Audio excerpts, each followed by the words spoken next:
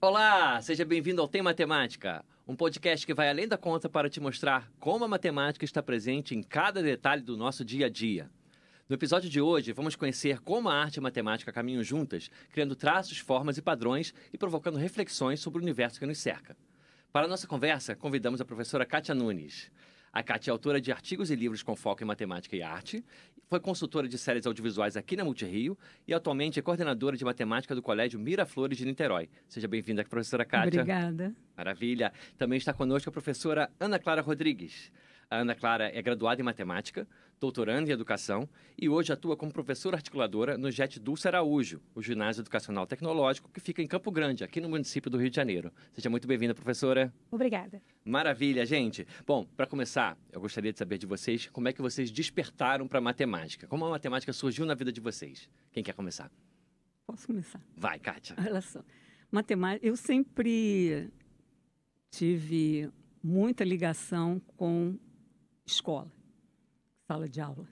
E sempre fui apaixonada pela área de matemática. É engraçado que, desde pequena, eu não tinha dúvida do que eu ia fazer, né? Eu já tinha, desde pequena, uma escolinha em que, nas férias, a gente brincava, né? Em vez de brincar de casinha, eu brincava de escolinha, né? Então, sempre tive essa paixão. Tive sorte também, claro, que eu acho que é fundamental, de ter bons professores de matemática que me instigaram a esse olhar, né, que é um olhar importante sobre a matemática. Então, sempre tive essa paixão por matemática e sempre quis. E tive a oportunidade de trabalhar muitos anos em sala de aula com matemática.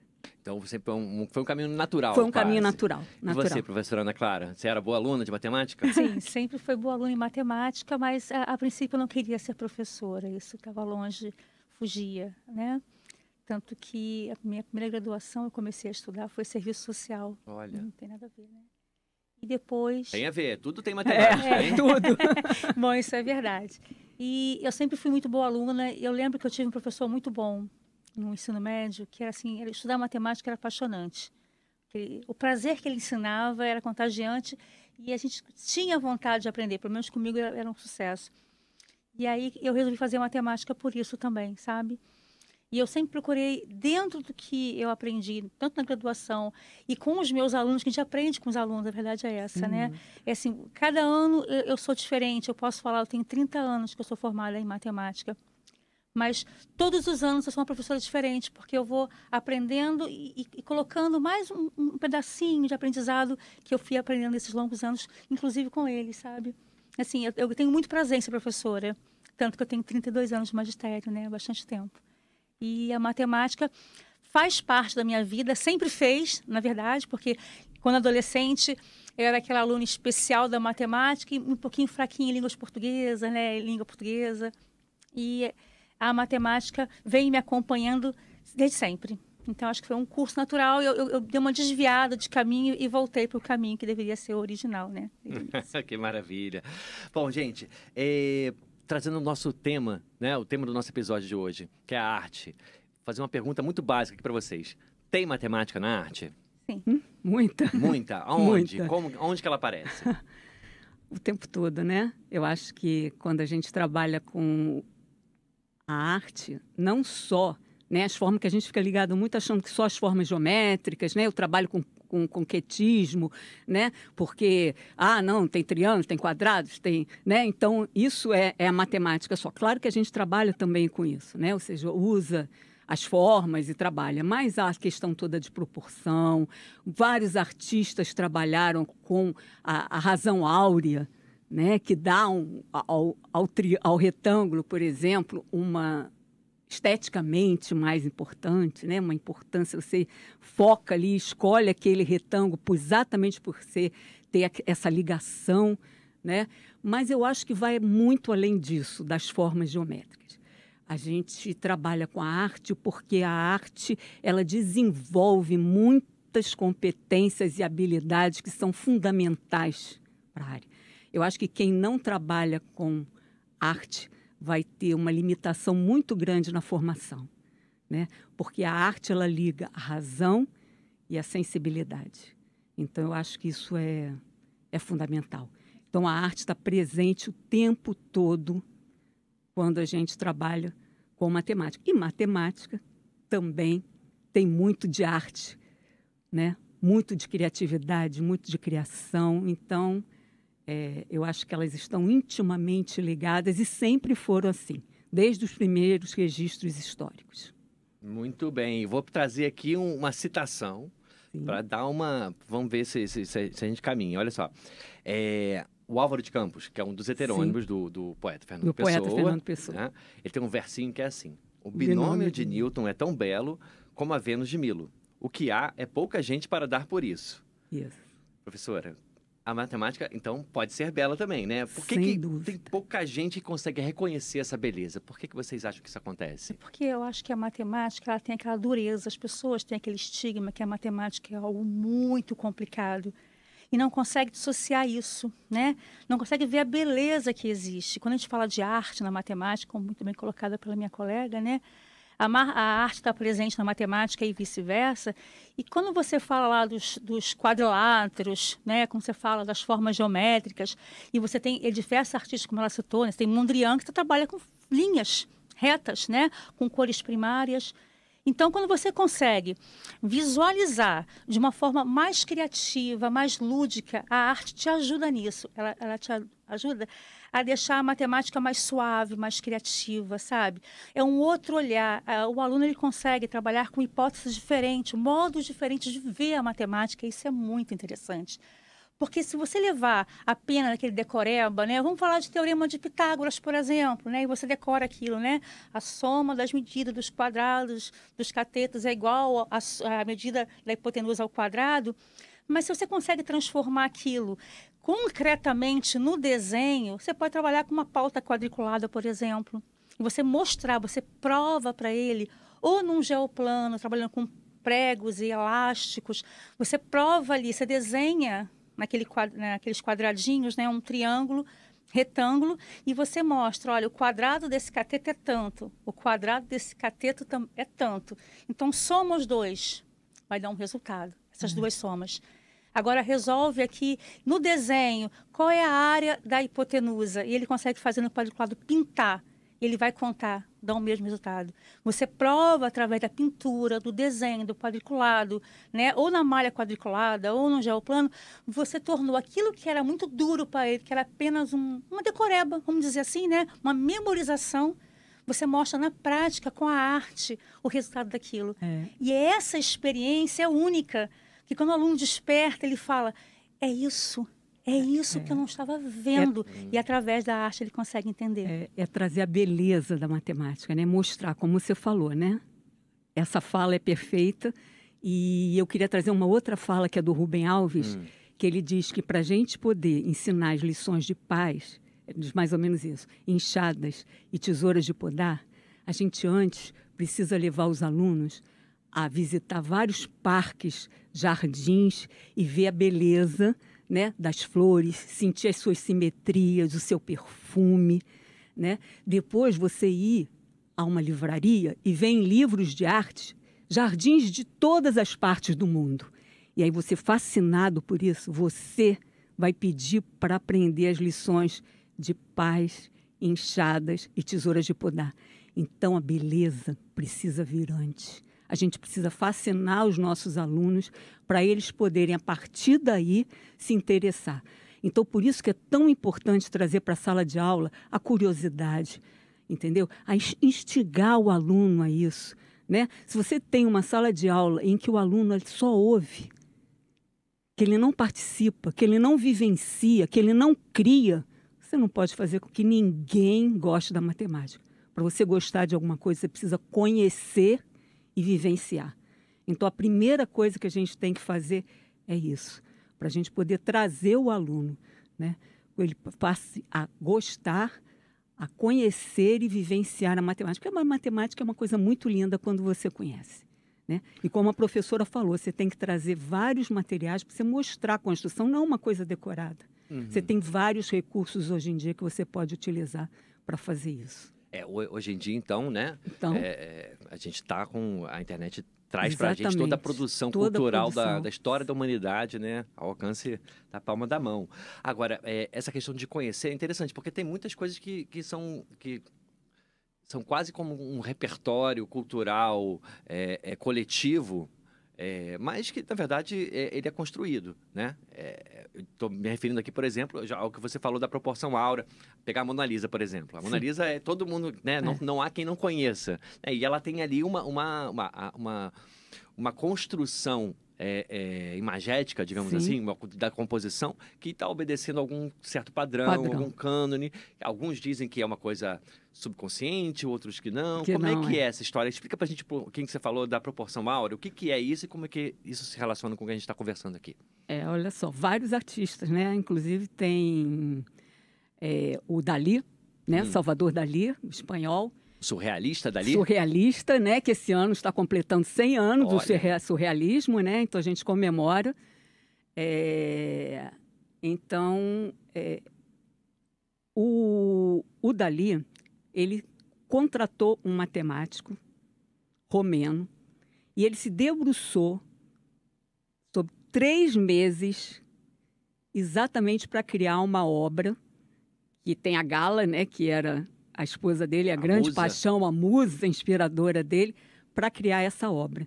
Então, vários artistas se debruçaram sobre esse aspecto, mostrando porque, como ele tem esteticamente, ele é mais agradável, né? Quando você olha um retângulo áureo, por exemplo. Então, é uma coisa que é importante os artistas fazerem. Então, vários artistas. O Mondrian, ele trabalhou. Se você vê os retângulos que trabalha Mondrian, porque Mondrian trabalha exatamente com isso, mas com os retângulos, né? As linhas ortogonais e tudo. E os retângulos dele eram retângulos áureos. Né? Então, são 2 exemplos, né, de pessoas. Você vê. E uma coisa importante quando a gente fala, né, porque isso é um estudo. Então, uma coisa que eu gosto de fazer é que a gente, às vezes, tem uma ideia errada da arte. A gente acha que, às vezes, a arte é coisa rápida de ser feita. Não. E se você for ver... Isso. Não é. Né? O Picasso fala que é 10% de inspiração e 90% de trabalho, 90% de trabalho. Isso aí fica muito claro quando você vê a obra. Picasso, então, fazia vários estudos para trabalhar com Guernica, ele ficou vários estudos para fazer isso. Né? Ele fazia leitura de uma obra famosíssima, acho que é a obra mais famosa, que é As Meninas de Velázquez. Ele fez 58 leituras, 58 estudos sobre a obra. Então, eu gosto muito de marcar, quando a gente fala sobre isso, da importância desse estudo. Eu estou falando isso porque eu acabei de citar Dalí e como ele foi contratar um matemático romeno para poder se dedicar e montar a obra dele em cima da razão áurea. Um outro exemplo seria a própria noção de perspectiva. Sim. Né? Tem muito estudo ali, né? Tem muito estudo. E ao longo da história a gente tem também diversos artistas matemáticos e matemáticos artistas também, né? Sim, ou senão não for, pode ser até uma forma intuitiva, né? Você falou em perspectiva, até então você não tinha... Antes do Renascimento você não tinha perspectiva, né?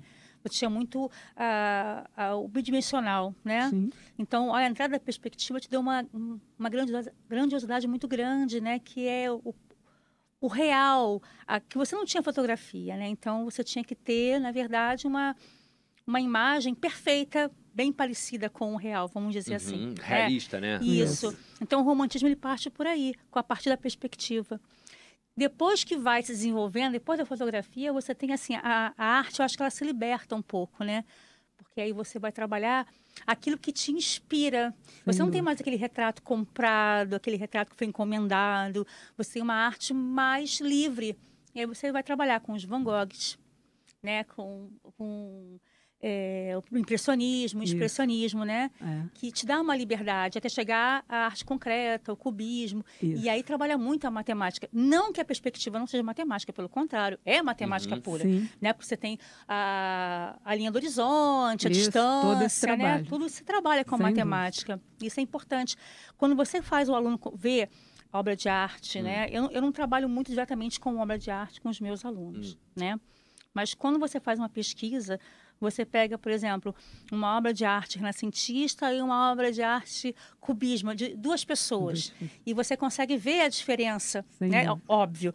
De cara, você tem uma obra desconstruída, mas propositalmente desconstruída. Mas ela na realidade da época, você tem, por exemplo, o cubismo, você tem elementos matemáticos para contradizer o romantismo ou a realidade da época. Dá para entender mais ou menos o que estou falando, né? Quando você pede para um aluno fazer uma releitura de uma obra, ele vai procurar fazer dentro daquela releitura, no caso da matemática, reconhecer que elementos você está trabalhando. Por exemplo, eu fiz um trabalho muito interessante com os alunos com a obra do Escher. Que eu gosto muito do Escher, porque ali tem matemática. Acho que é um grande exemplo, é um grande exemplo. Ninguém trabalha com matemática e arte, tem que falar do Escher. Vamos falar do Escher, então.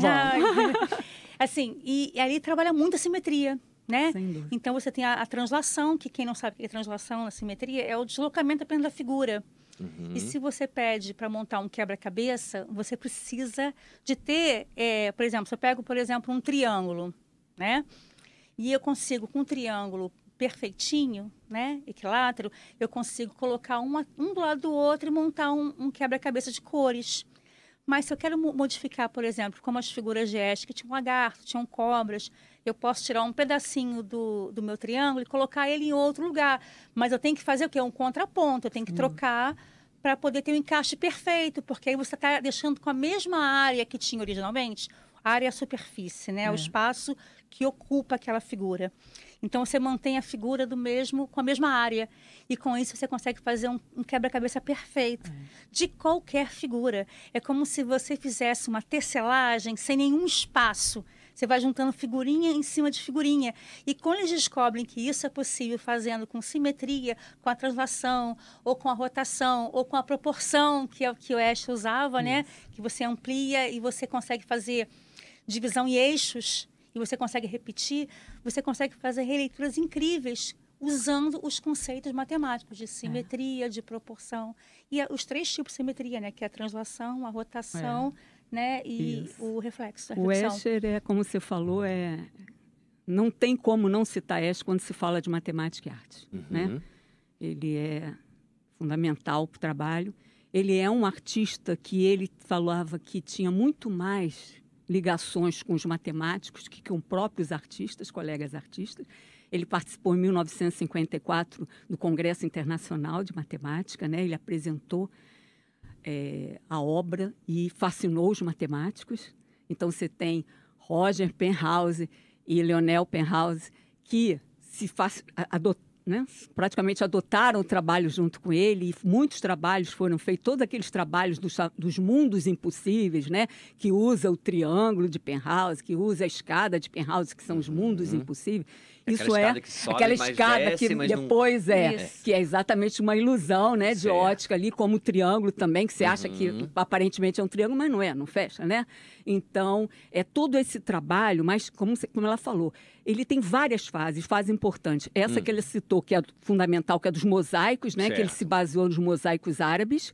Né? Ele foi para a Alhambra, né, e ficou fascinado. Ele visitou 2 vezes a Alhambra e ficou fascinado com a obra, com toda lá aquele trabalho. Só que ali eles eram com figuras abstratas, geométricas. Certo. E aí ele trouxe isso para figuras mais ligadas a peixe, pássaros, né? Como ela falou, lagartos, e fez isso tudo. Então, isso é um trabalho fascinante que a gente faz, a gente constrói, como ela explicou, né? A gente pega um retângulo, por exemplo, e vai tirando uma parte e colocando outra, conforme quem vai encaixando, você trabalha e cria os mosaicos. Eu gostaria de colocar se você me permite, uma história, que eu acho que isso é importante. Eu dei muitos anos, né? Me aposentei na rede estadual e fiz essa pesquisa lá. E quando eu pedi a proposta, né? Porque, como eu falei para você, sempre a criação.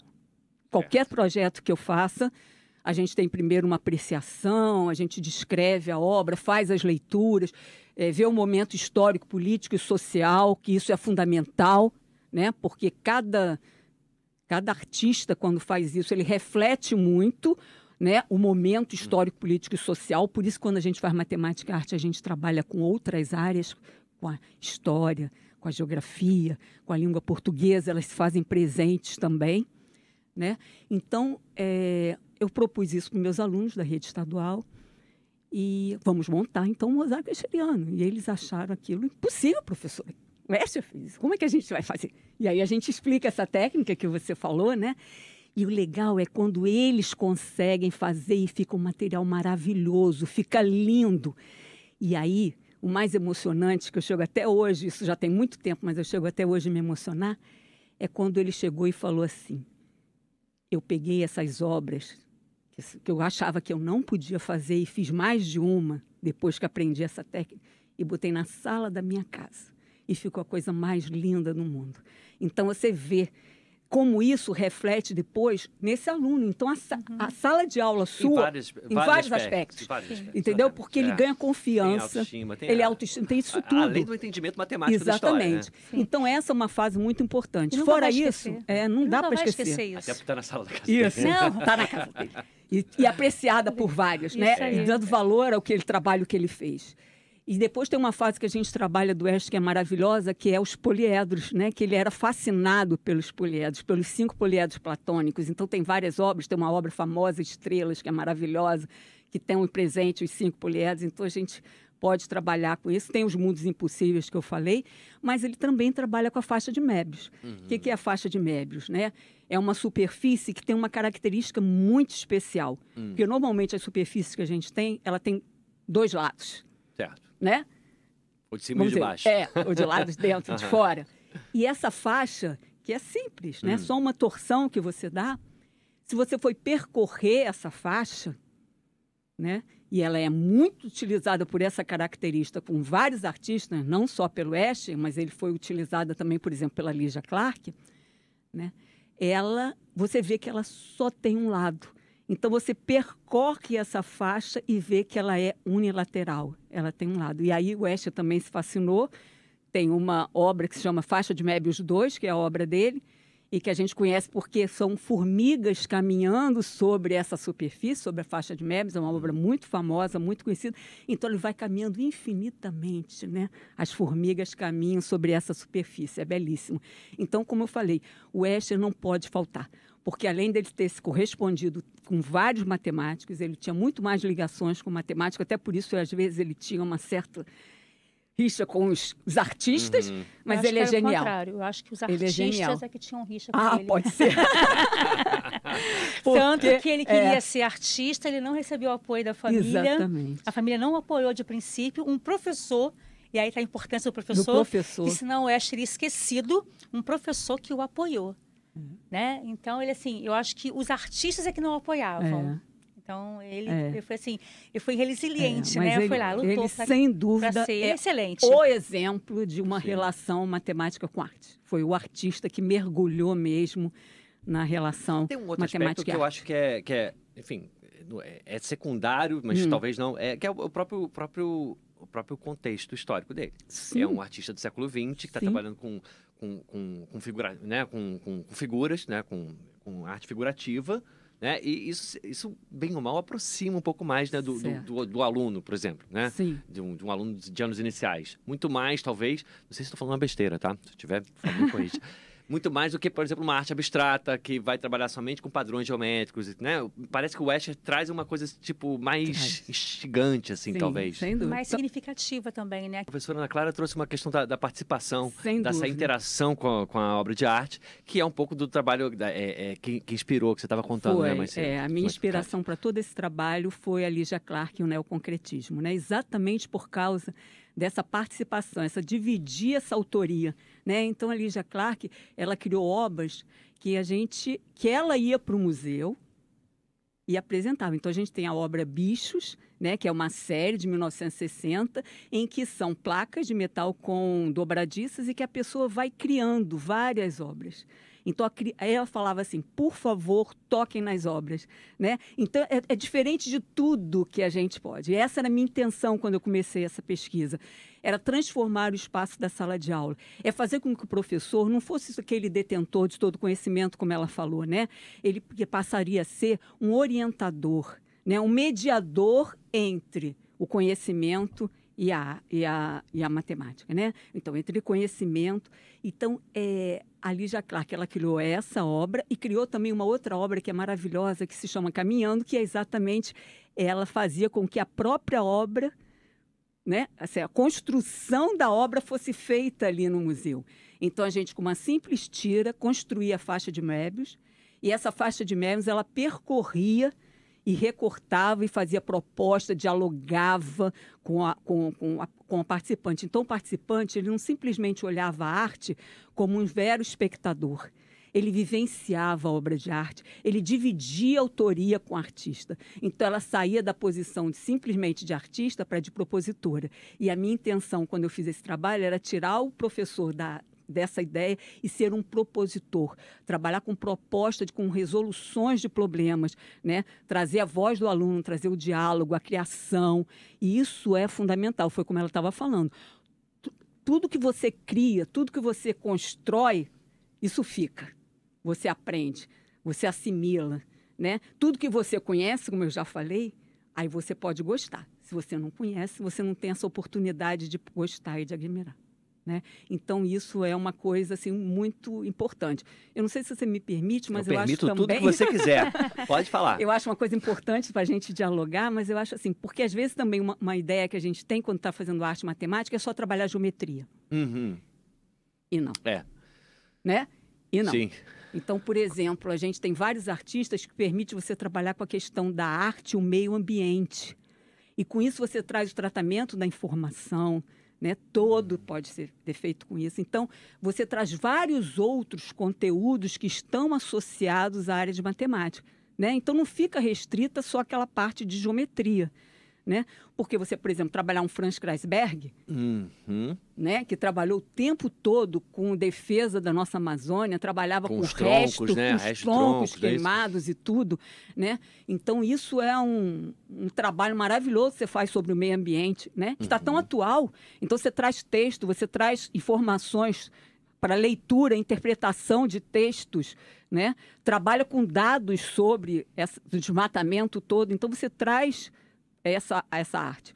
Fora isso, você pode trazer também outras críticas ligadas ao meio ambiente, que você tem o Eduardo Schur, que é um cara de São Paulo maravilhoso, que fez instalações, por exemplo, garrafas PET, lá em 2008, lá em São Paulo, para poder criticar exatamente a poluição dos rios, né? E depois ele ainda fez uma coisa melhor, ele usou todo esse material para criar mochilas para os alunos da rede estadual, né? Então, é falar na veia realmente da questão toda sobre o meio ambiente. Você pode trabalhar com outros assuntos sobre a questão da paz, da violência urbana, quando você trabalha, por exemplo, com Picasso, com Portinari, né? Então, são outros temas que também te trazem outros aspectos, né? Que você pode trabalhar outros conceitos da área de matemática e não só ficar fixado à geometria. Eu acho isso um fato importante para a gente falar para os professores. Então, a gente consegue trabalhar o ano todo matemática com arte, não só quando a gente está focado só na parte de geometria. Tem uma questão que eu queria trazer aqui, que é essa questão do visual, né? Da matemática visual. A gente está aqui no podcast, por exemplo, que a gente falou, se a gente apresenta aqui um exemplo, a gente não mostra como é que a gente vai descrever isso em áudio, né? Ou seja, o apoio visual é muito importante. E muitas vezes ele é colocado apenas como uma questão para os anos iniciais. Os pequenininhos vão ter o apoio visual, vão ter uma imagem. Quando vai ficando mais velho, a gente abole isso tudo, deixa para lá e vira uma coisa extremamente abstrata e começa a ficar difícil. O visual, ele é somente para os anos iniciais? A gente pode usar ele para os anos finais, para os outros segmentos? A gente pode usar ele para aprofundar conceitos matemáticos? Ou pode, simplesmente para deve. De que maneira que a gente consegue? Eu acho que, como ela estava falando do Teorema de Pitágoras, né? Quando a gente faz as demonstrações do Teorema de Pitágoras, né? Que são mostrações, né? Porque não é uma demonstração formal, mas que a gente faz mostrações, a gente faz tudo com quebra-cabeça, né? A gente faz isso. Então, ou seja, eu acho que... E a arte favorece muito isso, porque eu estava falando. Então, ou seja, às vezes eu pego uma obra de arte e transformo num quebra-cabeça. E a partir dali, eles vão construindo os conceitos. Por exemplo, esse ano também a gente comemora o centenário de Luiz Sassilotto, né? Que é um brasileiro. Você está de nascimento dele? De nascimento dele. Então... Muito desconhecido. Muito desconhecido. Quem não é artista, quem não está... Eu adoro o Luiz Sassilotto. Eu adoro. Eu acho que ele foi um dos precursores da op art no Brasil, né? Então, ele tem várias fases também. Ele trabalha, como eu falei, só com a parte de geometria, né? Só as obras mesmo, as figuras geométricas. Ele fez essa questão da op art. Ele tem um material enorme com esculturas, né? E as esculturas dele são com corte e dobra. Então, por exemplo, eu vou te falar isso do 8º ano, né? O 8º ano a gente trabalhou com esse artista e a gente fez que eles reproduzissem inicialmente, a reproduzir as esculturas do Saciloto. Então, pegavam um círculo, que tem uma delas que é círculo, e aí fatiavam, cortavam, dobravam e aparecia a obra do Saciloto. Então, eles vivenciaram como o Saciloto fez essa obra. E aí a gente pedia para eles verem ali, refazerem todo o processo que foi feito, para dizer quais os conteúdos matemáticos que eles tinham desenvolvido, tinham descobertos a partir daquela construção. E aí eles criaram um estudo dirigido e entre eles trocaram, porque cada grupo fez uma escultura do Saciloto. E cada um, então, montou o seu estudo, seu estudo dirigido a partir daquela escultura que foi criada. E aí depois eles trocaram. E com isso a gente fez uma revisão de todos os conceitos geométricos, foi assim espetacular. E depois, como eu falei, sempre tem a criação. Então, com essa mesma técnica de recorte e dobra, né, eles montaram as próprias obras, as próprias esculturas, e a gente fez uma grande exposição. E junto eles também fizeram essa questão da op art, né? Como que eles conseguem dar uma tela plana, fazer essa profundidade usando formas geométricas. Né? Então, eles criaram as próprias obras. Então, isso também foi um exemplo que eu estou te falando do 8º ano que a gente fez. Eu já tinha feito essa atividade e agora, no centenário, a gente refez todo esse trabalho. Eu queria fazer uma provocação para vocês. Queria que a professora Kátia fizesse uma pergunta para a professora Ana Clara e vice-versa. Que a professora Ana Clara fizesse uma pergunta para a professora Kátia. Tá certo. Vamos lá. Professora Kátia, vai.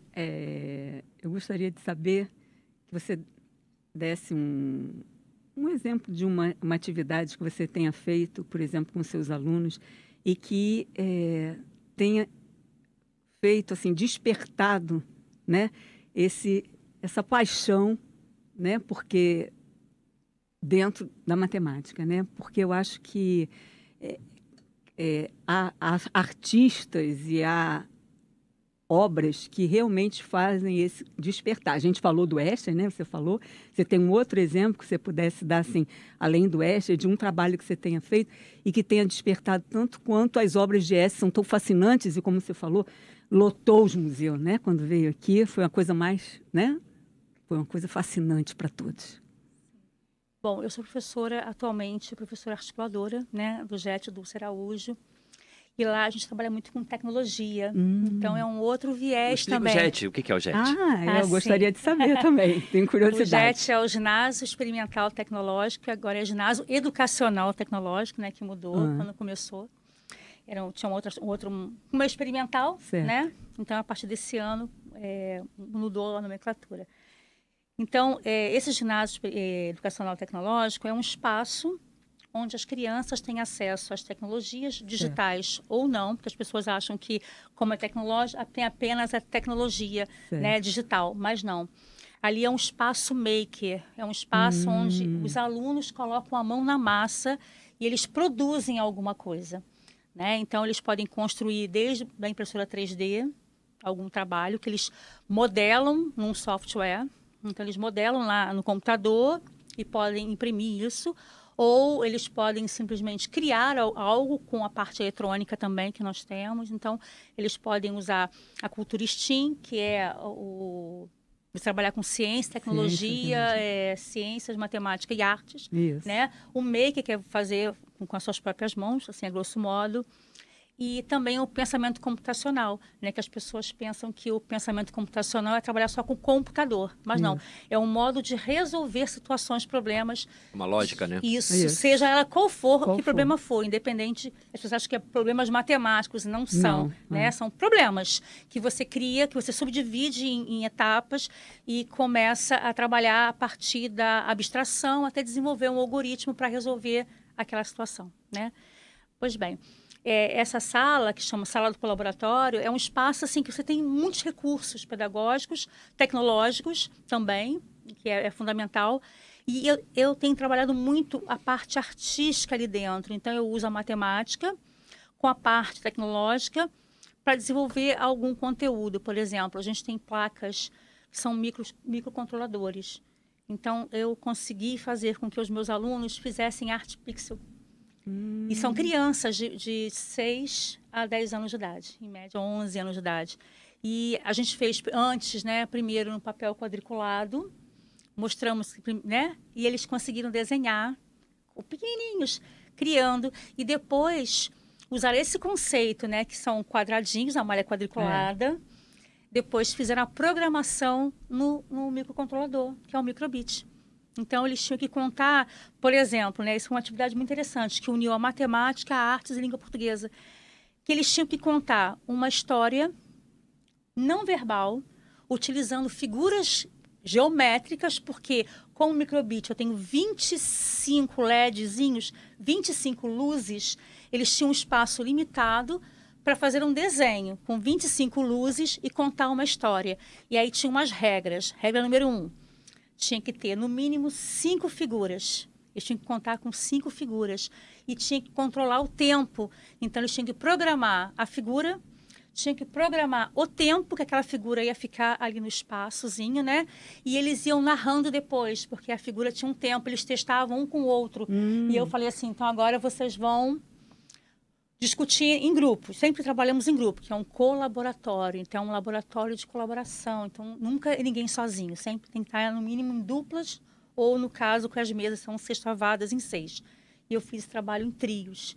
Então, eles tinham que apresentar para o grupo, depois eles tinham que apresentar para o outro grupo, e o grupo que foi assistir tinha que julgar, dizendo, olha, o tempo pode ficar maior, eu não entendi. E depois eles iam contar a história, passando aquelas figuras que eles criaram com aqueles pixels, né? Contando a história de cada um, contando porque estava triste, feliz, né? O bichinho que apareceu, e criancinhas com 7, 8 anos fazendo uma atividade que foi uma atividade longa, se você pensar, né? Eles tinham que contar uma história não verbal, né? Com um tempo controlado num sistema de microcontrolador. Então, assim, foi uma experiência muito bacana. Muito legal. Bacana, muito interessante. Muito bacana. Gostei bastante. Parabéns. Parabéns. Mas já emenda uma pergunta para a professora Kátia, por favor. Assim, a gente sempre encontra algumas dificuldades, né? Isso, assim, qualquer trabalho que a gente, né, se propõe a fazer, vida é cheia de dificuldades. Diferente, né? Ou por conta do próprio trabalho em si, ou por conta da não colaboração de alguns colegas. Você enfrentou essas dificuldades? Claro. Claro. O que fazer? O que fazer? Ou seja, eu acho que a gente aí precisa fazer o que a gente tem como objetivo com os alunos, que é fascinar o professor, né?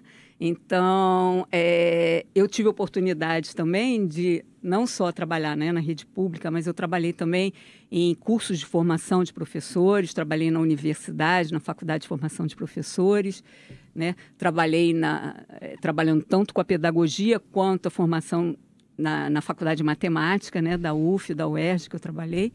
Então, eu vivenciei essa experiência com os professores. Então, os professores vivenciaram. Eles não ficaram lá simplesmente, né, falando, tá aqui, olha o trabalho, ou lendo um livro, vendo um dos meus livros, lendo e vendo como é que faz. Não, eles vivenciaram essa experiência, né? Lá na UF, a gente teve um grupo de estudos que eles foram vivenciar na minha escola, com os alunos, inclusive, do 8º ano, né?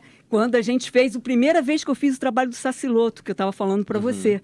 Então, não só eles aprenderam, né? Eles vivenciaram comigo, a gente conversou, mostrou, ou seja, eu mostrei todo o trabalho, toda a minha dissertação, todo o meu livro, a gente discutiu, fez um grupo de estudo, mas não parou aí.